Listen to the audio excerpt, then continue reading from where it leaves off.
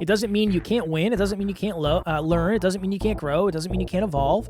I think it's just the awareness in the beginning of, you know what? Sometimes when I start new stuff, I'm going to feel like an imposter. This is what I did last time.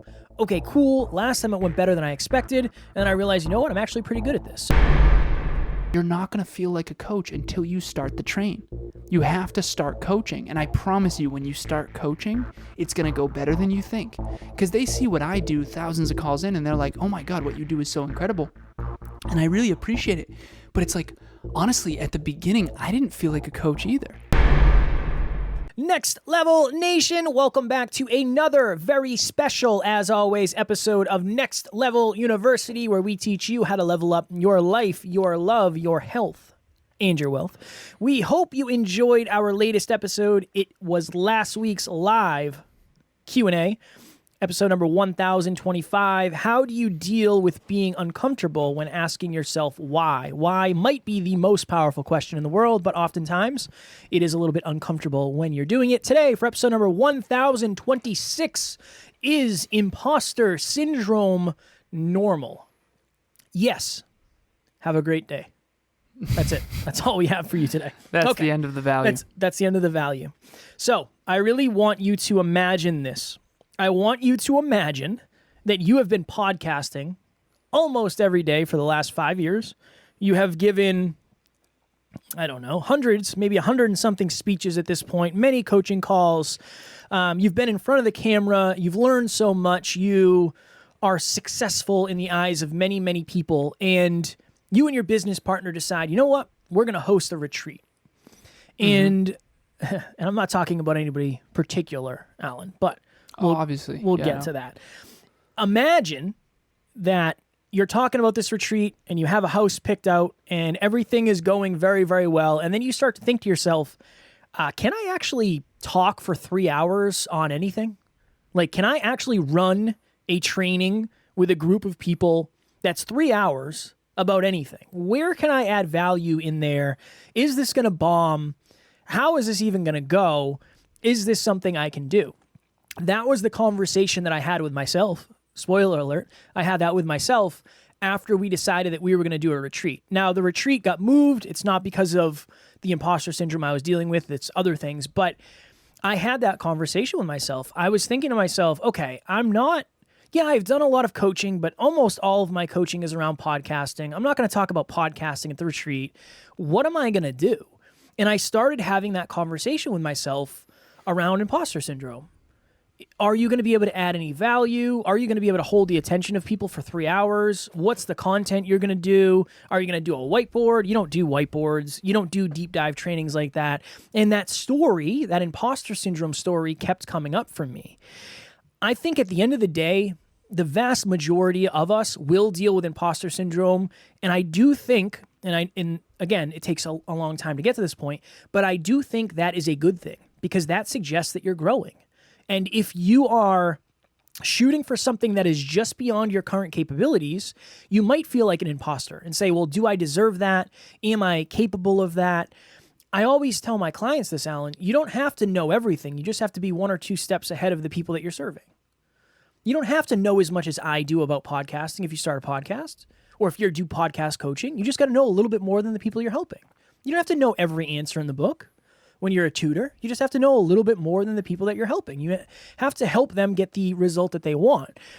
I think that, especially for me, being somebody who's emotionally driven, I would think of everything that could possibly go wrong, and that's where the imposter syndrome came in.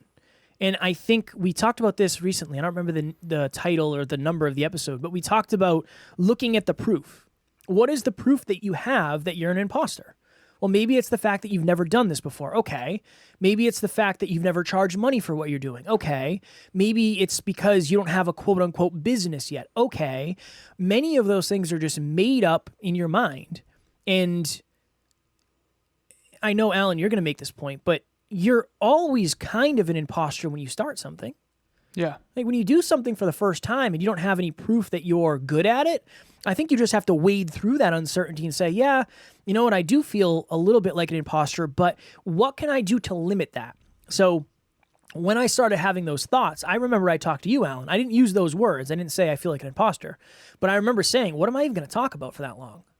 And you said, we'll figure it out as we get there. Like, as we get closer, you and I can sit down and figure it out. So what I tried to do is I tried to focus a little bit less on the problem, a little bit less on the fear, a little bit less on the certainty, and I tried to focus on the solution. What can I do to bring certainty? Well, I'll ask Alan. Alan's a great coach. He can help. Okay, cool. I'll look into my past of, well, what is something I'm very, very, very passionate about teaching, right? Maybe it's self-awareness. I love self-awareness. I started a podcast called Hyperconscious. Maybe that's where I go. But I tried to take my mind off of, you are an imposter for this reason, for this reason, for this reason, to you would feel less like an imposter if you focused on this, if you learned this, and if you spent some time doing this. So my goal in this episode is I don't want to be the person who ever says, well, I've never dealt with that.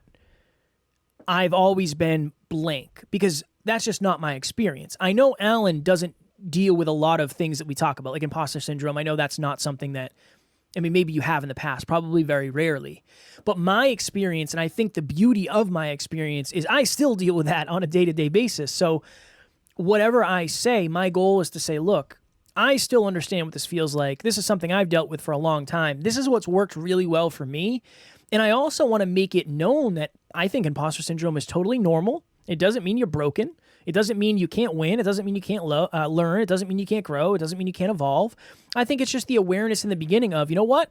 Sometimes when I start new stuff, I'm going to feel like an imposter. This is what I did last time. Okay, cool. Last time it went better than I expected. And then I realized, you know what? I'm actually pretty good at this. So that is my goal in this episode. We've said this before. You are either going to get the feedback up front or after the fact. So same with imposter syndrome. For me, I usually have imposter syndrome after the fact, and I'll give you an example. So I had given probably at this point about 100 speeches if you include high school, college, corporate, and then also, I had given some speeches before Kevin and I had teamed up at the Hyper Conscious podcast. Mm-hmm. And we went to see, I believe it was 2018, we went to High Performance Academy with Brendan Burchard. And at this point, I wanted to say, did he say how many High Performance Academies? I think this was like their 15th year in a row or 20th year in a row, something like that. I'm not sure. I wasn't paying attention to much. I didn't take in much. I was just trying to say, I felt like an imposter when we first arrived, and then I actually felt good afterwards. So I was just trying to get through it. There you go. It makes sense. So you felt like an imposter at first, and then you realized it went better than you thought, yeah. Right? So I remember feeling like a strong speaker back then. And I think there's some validity to that, but it all depends on who you're comparing to. And one thing I want to share with everyone right now in this episode that I think is the most important piece is that every expert started as a beginner. And what I want to say is this: every expert started out probably feeling like a little bit of an imposter, at least a little bit, okay? I didn't feel like an imposter until we got to High Performance Academy and we saw Brendan Burchard speak. And I don't know how many people were in the room, but it was probably like 1,000 or something like that. I don't remember. But he's extraordinary. He's an extraordinary speaker. And he's been speaking for decades. And at this point, I had many speeches under my belt, but I was nowhere near his level. And I think that I had unintentionally had low awareness to my level versus his level until I got in the room.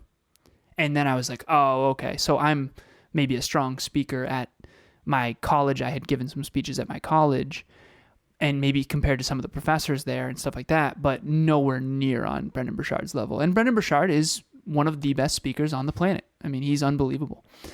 And so I got a lot of imposter syndrome next to him. So I think a lot of this has to do with who you're comparing yourself to. And more importantly, I think you have to understand that imposter syndrome has to do with identity. We all have a certain belief about ourselves. So if Kevin believes he's not a speaker, and then he compares himself speaking next to Brendan Burchard, of course he's going to feel like an imposter. If he believes he is a speaker and he believes he's a great speaker, and then he compares himself to Brendan Burchard, he's still going to feel like an imposter because he's going to realize, no, I'm not a great speaker compared to Brendan Burchard. So I think that imposter syndrome is sort of the dissonance between the current truth and what you believe. And so I'll tell this story. I have a client who wants to be a coach, and she is a coach, and this is why this is such a powerful episode and story for this episode. This client of mine works for a company who does coaching and trainings, and she's given trainings to 75 plus people virtually for months and months and months now. But her being a coach and a trainer on this other company's behalf, she doesn't feel like an imposter. But yet, when she creates her own coaching program, she has some imposter syndrome creeping in. And I said, that makes sense. You've never created your own coaching program. This is the first time you've ever done this. Just like that was the first time I'd ever seen Brendan Burchard speak in person. So I think that when you're doing a first time, you're always going to feel a little bit like an imposter, even if you don't feel like one way ahead of time. Because, Kev, the story that you're talking about, you felt like an imposter way ahead of the retreat. Oh yeah, that's just the way I work. And it makes sense. That's why you over prepare. Mm-hmm. And obviously you got cold feet, so we had to move the whole event. I'm joking. That's not why we moved it. It's really not. I just wanted to be playful. Oh, you're good. But Kev gives himself the feedback way in advance because he's like, okay, am I going to be able to do this? And then he comes and seeks help and guidance. That's great. A lot of people I know, and this is another person who thought they'd do really well on stage, and then they went on stage and realized, holy crap, I'm not ready for this. This is in over my head. But when you're sitting there in front of 60 people and you realize in that moment you don't know what you're doing, that can be a lot more painful. So imposter syndrome is not a bad thing. It's a very natural thing. You're either going to get it out of the gate or you're going to get it after the fact. But no matter what, you are going to get the feedback. And I think to what we used to talk about on the Hyperconscious podcast, the belief we had at the Hyperconscious podcast was this. Things are not necessarily good or bad. It depends what you do with them. Change the way you think, change the way you act, change the way you live. And so the way you think about imposter syndrome is what we're trying to shift here. First of all, we know people in the NFL and MLB and people that have been on TV, people that have been on radio, people that are famous, people that are millionaires, billionaires. Everyone has a story where the reality was very different than what they originally thought about themselves. And everyone has had these sort of mini identity crises, including myself. So this is what I wrote down. Real identity change happens when you take action. And I think that when it comes to imposter syndrome, I told this client this. I said, all you have to do is create the program, create a PDF, and then just go get a free client. That's why I'm such a big fan of doing it for free at first. Because when you start taking action, you're going to start to believe that you are a coach. It's very difficult to believe you're a coach when you've never coached. That's like a weird thing that I don't think a lot of people can do. And I don't even know if that's necessarily the best way. Instead, it should be, I'm not a coach yet. I know that I can eventually be one, but I'm going to start coaching and see how it goes. And I think that's a really powerful frame to look from. Every expert started just like you, a beginner, and every expert most likely at the beginning had some sort of imposter syndrome, either before or after taking action. Yeah, and even the way you were just saying it, Alan, it's like, what would you rather have, imposter syndrome or delusional self-belief that you can do something? I'd rather have imposter syndrome because at least I'll prep. Right. I remember. As long as you do it, though. That's the thing. Yeah. As long as you actually take the action. Yeah. Yep. You got to prep and then you got to actually show up and do the rep. I remember when I lived in Worcester, Massachusetts for a time, I think like 3 years. And at the gym I used to go to, there was a punching bag in the corner. And I remember I used to hit the punching bag all the time. I'm a very, very big fan of mixed martial arts. I've been practicing kickboxing and stuff for a long time, most of the time on my own. I mean, yes, I've done jiu-jitsu with schools and Muay Thai with schools, but most of the 15 years I've been practicing, it's been by myself. And oftentimes, I mean, this punching bag is in the open view of the entire gym, which feels good because I kind of know what I'm doing, so I look like I know what I'm doing. And it's interesting because oftentimes I would have people who would come up to me and be like, "Oh my God, you're next level. Do you fight?" And I always just say, "No, I just train. I enjoy it. It's a good workout. It's me time. I get in flow. It's good therapy for me." And I remember one day, this guy came up to me. His name was Mark. And he's like, "Hey, man, you do any fighting? You do any training? And I was like, nah, man, I just kind of train myself. You know, it's something I enjoy doing. You know, nothing too crazy. He's like, why don't you come down to the Muay Thai school? And I was like, no, I don't think I will. I don't think that's a good idea for me. He's like, yeah, man, I'd love to, you know, you can come on down. I'm actually a trainer there. So, you know, I'm happy to let you come in for a couple, you know, free classes. You can do some sparring if you want. And I remember, like, you want to talk about imposter syndrome? That when you go from being the guy at the gym who can hit the punching bag to walking into a Muay Thai gym and then sparring a professional fighter, that is the most imposter syndrome ever. I remember I walked in, didn't know anybody, and it's like, oh my God, this is going to be so brutal. This is going to be so bad. And I've been in gyms before because I used to grapple, but you know, you take your shoes off and then you go stand in the corner like a loser because I don't know anybody and everybody knows everybody else. And I'm like Steven Glansberg. Oh yeah, like Steven Glansberg, super bad reference. And I'm just wrapping my hands, getting ready to put my gloves on. And I go through a class and I was like, honestly, all things considered, that went pretty well. I feel good. And I'm getting ready to leave. And he's like, hey, do you want to spar? And I was like, what do you mean?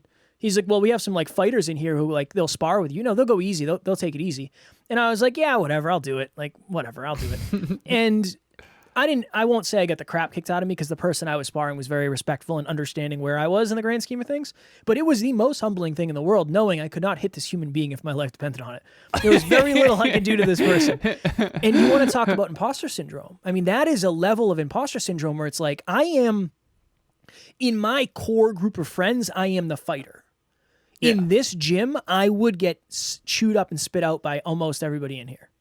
And that's just a level of imposter syndrome. Now, what I did with it was I cannot wait to go back and train. Like, I'm really looking forward to that. But you also have to understand, I have years and years and years of reps. So even me at imposter syndrome level is way better than somebody just coming in off the street. Like, I know what I'm doing.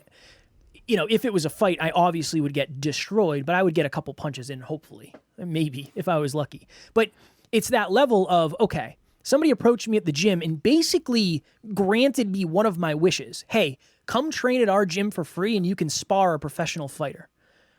Okay, cool. I had a bunch of imposter syndrome. See our last episode about getting lucky. You know? Yes. Yeah. Obviously, I had imposter syndrome. I said, you know, I'm going to do this because this is in alignment, right? This is something I want to do. Go there, get more imposter syndrome, do the class, feel good about myself.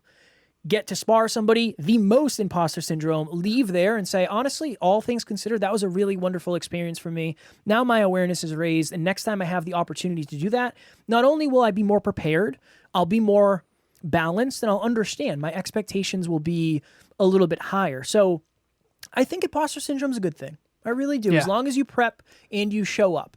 And I think that's part of the human experience for most of us. And the thing is, and this is something we've really leaned into, I don't want you to think you're the only person who deals with this, right? Like, that's so important to me that I tell stories based on either my experience or client experience or whatever, whoever it is, that like, look, you're not the only person who deals with imposter syndrome. Everybody does. Everybody does. And maybe somebody's 15, 20 years into their journey and they forgot what it was like, but it doesn't mean they didn't deal with it at the very beginning. I think we're all afraid of that in some capacity. And they would deal with it for sure. And we'll tell this story quickly too. Hey guys, so I wanted to jump on here and give a little bit of my experience about group coaching. So mine's been, I guess, a little bit different because I can't just say about group coaching without bringing in the whole, because it's been a really immersive experience for me. So I was just listening to a podcast that was talking about the ripple effect, and it's just so amazing how that just one little decision can just make such a huge impact in your life. And listening to the podcast was that for me, just getting that sent to me and actually listening to it, and it just kept having the ripple effect. I've not only the podcast, I threw myself into book club, trying to make the monthly meetups, Facebook. It's the whole experience for me. And one reason that's kind of held me back before in just really throwing myself into it is that I kind of would get ostracized from the people that I was close to. And so I was kind of hesitant to just be like super into it because I don't want to be lonely. So this group has just really helped with that, because I not only can just get on Facebook every day and see what's been posted and kind of comment and be a part. I have group coaching that was just, I'm learning stuff, I'm applying the habits, and I have other people that's doing the same exact thing, that's struggling. One of the biggest things that I think I gained from group coaching is when I went through that month of being so sick, and just knowing how I would have dealt with that a year ago versus my mindset now, going through it, and I wasn't able to do all of the habits, but I was so determined that I would just try to do as much as I could. And I just couldn't wait until I felt good enough to get back to doing all of them. And that knowledge, like that experience, that understanding meant more to me than getting 100% in the habits. And it's just so much growth. I've just seen so much growth in myself, and I am so appreciative to have the group, to have, that immersive experience. And I really appreciate all that y'all do. At that Muay Thai gym, one of the co-owners is also a professional fighter, and he podcasted with us, and I got to witness him go from like very outside his comfort zone on the podcast, very, for lack of better phrasing, very quiet, very shy, very reserved, to when he put those gloves on, man, I was like, oh my God. Yeah. Like I just saw him he went from our arena podcasting to his arena of like, we would get deaded. And I think it's important to understand that. And a couple more quick things before we go here, Kev.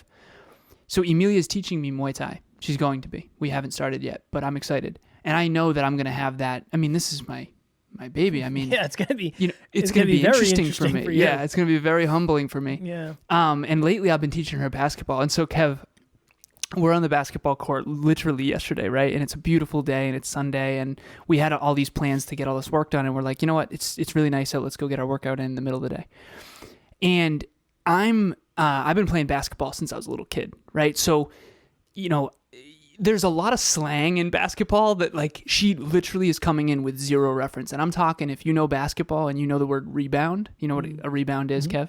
She doesn't even know what that is. All she thinks of rebound as like breaking up in a relationship and getting in another relationship really quickly. So that's the extent. And so I'm like, we're going to play make it, take it. And she's like, what? I'm like, yeah, no, you got to get my rebound. She's like, what? Right? And I'm like, no, okay, so I get it in. You're my rebounder. I'm the shooter.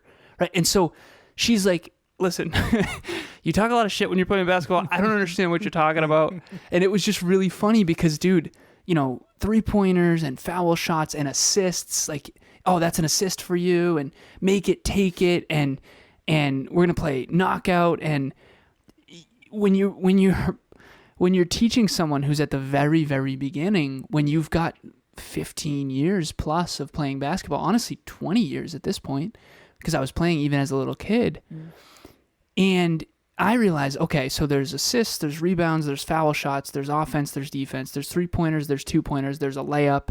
And half the time she doesn't even, and I'm like we're doing drills, and we're doing like give and go. I'm like, give and go. And she's like, well, give and what? What do we, And it was just really fun because you know how, Kev, when you're playing make it, take it, one person rebounds and the other person shoots. Well, she like thinks she has to get out of my way. So she'll like give me the ball and then I'm shooting and she's supposed to rebound for me, but she's like out in the 3-point line. And I just had this moment where I'm like, this is going to be the opposite when we do Muay Thai. I guarantee it. Oh yeah. And so you're not alone. And I think that Kevin and I drill this point home all the time. You have to learn how to be okay with being a beginner again. You just have to. Otherwise, you're never going to learn anything. Like, if you've never snowboarded before in your life, and I was on the mountain at 4 years old, of course I'm going to be better than you. That's okay. As long as imposter syndrome doesn't stop you from trying and from continuing, then I think imposter syndrome is good because it's going to keep you humble. Yeah. You're either going to be humble or you're going to get humbled. Just don't let imposter syndrome stop you. And that's why I'm such an avid. I have another client. There's 3 of my clients who all want to be coaches in their own respective expertise. And all 3 of them are getting free trial clients. I said, you're not going to feel like a coach until you start the train. You have to start coaching. And I promise you, when you start coaching, it's going to go better than you think. Because they see what I do, thousands of calls in, and they're like, oh my God, what you do is so incredible. And I really appreciate it. But it's like, honestly, at the beginning, I didn't feel like a coach either. I didn't feel like a coach until I was like a couple calls in, and I started to really feel like a coach once I started coaching. And we started for free. Mm-hmm. Remember, Kevin and I have clients all over the world, but we started coaching for free. And I think it's important to go back and show you that big things start small, and sometimes big things start free. Look at Google. Strong work. Strong Thanks, work. man. And now much of our amazing team that works with us on this mission, they were coached by us at one point in time. Yep. Which is a whole other thing. Jenna at one point was your client for free. Jenna, yeah. Jenna was Crazy. Jenna was my first client. Amy was my first client. Yeah. Now so it's both, so wild. They both support me. It's so wild. And I'm neither sure support you. I'm kidding. and I'm sure to even to that point, everybody on the team has felt imposter syndrome in some way, shape, or form. Oh yeah. Like I don't deserve to be doing this, or I'm not sure how to do it. And we just say the same thing. It's like, yeah, of course you don't. Not that you don't deserve it. Of course you don't know how. You've never done it before. Right? Yeah. Like, of course. I don't know either. I didn't know either. Yeah. I think that's the important part, is like remembering, hey, when I first started doing everything I'm doing, I didn't know what the hell I was doing either. So cool. Like, that's good. That's just admit when you feel like an imposter. I think it makes it a little bit easier. Super important. Very last thing I'll say, Kev. No. I promise. No, we must go. We have a team member right now who just owned it and said, honestly, I feel like an imposter. I don't know how to do this virtual event co-piloting that Christina does. And I said, no worries. I appreciate you owning that. Let's just have Christina teach you how to do it. And on top of that, she's currently struggling to get her email address to work. And no worries. And I think it's so interesting to see her, be so surprised when we're so kind about it. Because it's like, yeah, no, I'm not expecting you to just crush it out of the gate. Like, that's not how we did it. We fail forward. We fail forward. You know, you don't need to be perfect out of the gate. You need to be honest. You need to be humble. And you need to improve over time. But this whole doing well out of the gate thing is truly for the birds. It's not even a thing. It's not real. Birds. Never has been. Got to be one of the biggest myths in the world. Maybe that's another episode. I like it. If you are focused on improving long term, see what I did there? Mm-hmm. July 12th, our 7th round of group coaching is opening up. So real talk. Alan and I value community. We value a heart-driven but no BS approach, and that's what we do in group coaching. So it's very much what we talk about here, but it's a little bit deeper. Our goal is to add value at a different level depending on where you are in life. We talk about finances, we talk about health, we talk about communication, we talk about so many different things. But if you have been thinking to yourself, you know what?